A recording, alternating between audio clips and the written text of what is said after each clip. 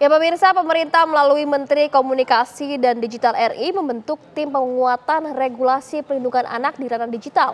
Salah satunya menyangkut pembatasan soal usia medsos di mana menghindari paparan konten berbahaya. Apakah regulasi ini akan mudah diterapkan sehingga ruang digital menjadi aman dan positif bagi tumbuh kembang anak-anak Indonesia? Menteri Komunikasi dan Digital RI Mutia Hafid mengambil langkah tegas dengan membentuk tim penguatan regulasi perlindungan anak di ranah digital. Salah satunya menyangkut pembatasan usia dalam penggunaan media sosial atau medsos, menghindari paparan konten berbahaya. Untuk menyusun regulasi, Menkom Digi berkoordinasi dengan Menteri PPA, Mendikdasmen, dan Menteri Kesehatan. 3 fokus utamanya yakni memperkuat regulasi penggunaan platform digital bagi anak-anak, meningkatkan literasi digital bagi anak-anak dan orang tua mengenai resiko di penggunaan media sosial. Regulasi ini bertujuan untuk menindak tegas pelaku dan penyebar konten berbahaya yang dapat mengancam keselamatan anak-anak, serta memastikan penegakan hukum yang lebih tegas terhadap pelaku dan penyebar konten berbahaya.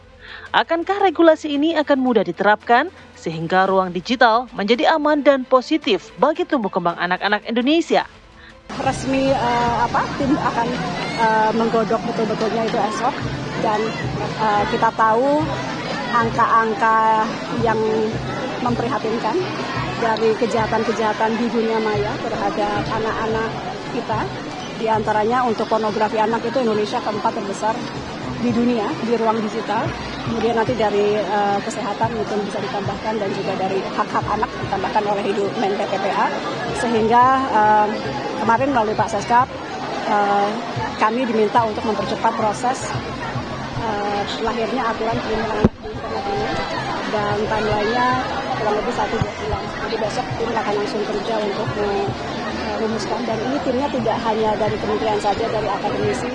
Dari laporan-laporan dan kasus-kasus yang kami dalami, sebagian besar penyebabnya kami analisa ada 2, pola asuh dan karena pengaruh media sosial yang tidak bijak yang digunakan oleh anak-anak gitu. Jadi ini yang akan kita kolaborasikan lebih lanjut, bagaimana nanti ada salah satu mungkin tentang aturan penggunaan media sosial untuk anak-anak sekolah. Ada 2 hal yang harus menjadi pertimbangan pemerintah dalam membuat regulasi tentang perlindungan anak di ranah digital. Pertama, bahwa anak itu punya hak untuk mendapatkan informasi, informasi yang mendukung tumbuh kembang anak-anak itu sendiri. Yang kedua juga hak mendapatkan perlindungan dari penyalahgunaan informasi tersebut, konten tersebut yang ada di ranah digital. Nah, sebenarnya kalau bicara soal undang-undang, kita berani mengatakan bahwa undang-undang itu sudah cukup mengatur perlindungan anak di ranah digital, seperti Undang-Undang ITE yang sudah mengalami revisi 2 kali, terakhir Undang-Undang nomor 24 nomor 1 tahun 2024. Persoalannya adalah digital. Nah, digital itu kan setiap anak ini pegang. Ketika lembaga pendidikan, sekolah, dan orang tua tidak bisa atau tidak punya waktu untuk melakukan pengawasan, nah di situ masalahnya. Sementara kecenderungan setiap anak untuk mengetahui hal-hal baru, keponya tinggi banget, apapun akan mereka buka.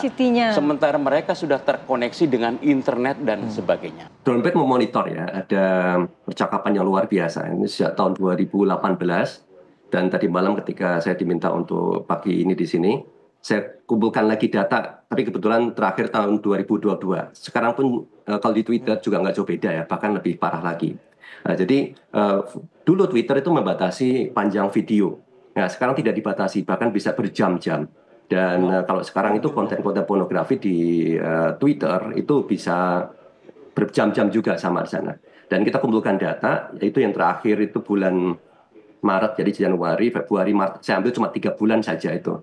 Itu ada sekitar 2 juta, hampir 2 juta percakapan di Twitter saja. Dan kalau kita lihat usia mereka yang mengakses, yang memposting, terkait juga postingannya, ini luar biasa.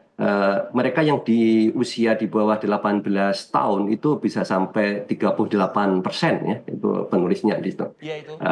Dan memang itu ada sekitar 300-an ribu pengakses, di Twitter saja pada periode itu, dan yang anak-anak ya, bisa dikatakan 18 tahun ke bawah itu bisa jadi 16, mungkin juga 14, kita nggak tahu usianya. Dan ini menggunakan artificial intelligence untuk mendeteksi usia, gitu, dan itu cukup besar. Ini dari sisi demografinya saja. Dan yang lebih parah itu kalau kemudian kita lihat apa sih yang mereka akses. Jadi Dronerbird menggunakan banyak sekali kata kunci yang terkait dengan pornografi di Indonesia, ya, misalnya kata-kata bokep dan lain-lain, itu banyak sekali saya nggak bisa sebutkan. Dan itu seperti ini peta ini. Peta ini menggambarkan apa? Ini adalah peta jejaring konten hanya dalam waktu 3 bulan saja. Dan menurut ukuran yang saya perhatikan ini, biasanya pengalamannya, selama saya, ini luar biasa besar. Mereka sharing konten terkait dengan pornografi dewasa, anak, tante, dan lain-lain itu banyak sekali. Dan terkait dengan anak-anak juga sangat tinggi. Dan ini kalau bisa dibayangkan apa? Kalau seandainya anak-anak mengakses Twitter, mereka pura-pura lah menjadi orang dewasa atau apa kayak gitu. Dan mereka akan mudah sekali terpapar. Jadi kemarin mereka melihat, mereka mudah sekali terpapar oleh konten-konten pornografi. Ini nih yang bisa kita lihat ya dari gambar ini. Ini baru di Twitter saja, mungkin belum di tempat yang lain. Dan terutama kalau di Twitter itu sekarang jauh lebih bebas. Ini akan menjadi tantangan saya kira nanti bagi pemerintah bagaimana bisa mengurangi lah konten ini. Pengalaman kami ya ketika kita mencoba bareng sama Kominfo waktu itu, konten-konten seperti ini kan ada nih, mengandung kata kunci anak, kemudian juga ada SMA, ada juga SMP itu kalau nggak salah sebelumnya, ada berondong. Ini kan menggambarkan konten-konten yang sifatnya berurusan dengan anak ya. Jadi ada proses normalisasi ya, seolah konten-konten terkait dengan anak itu jadi seperti normal, ada banyak. Jadi seperti genre sendiri itu di Indonesia, belum lagi yang lain-lain gini. Jadi ini yang menjadi khawatiran kalau seandainya kita bayangkan anak mengakses ini, mereka kan nggak tahu mana yang boleh dan yang tidak boleh. Mungkin dari KPAI kan udah tahu usia anak tuh berapa, bisa tahu bahwa ini konten bagus atau tidak bagi mereka gitu. Ini saya kira yang menjadi perhatian. Saya kira saya pribadi sangat setuju dengan rencana Komdigi bagaimana supaya ini dibatasi. Memang masalahnya nanti ada di teknis bagaimana pelaksanaan pembatasan itu dilakukan.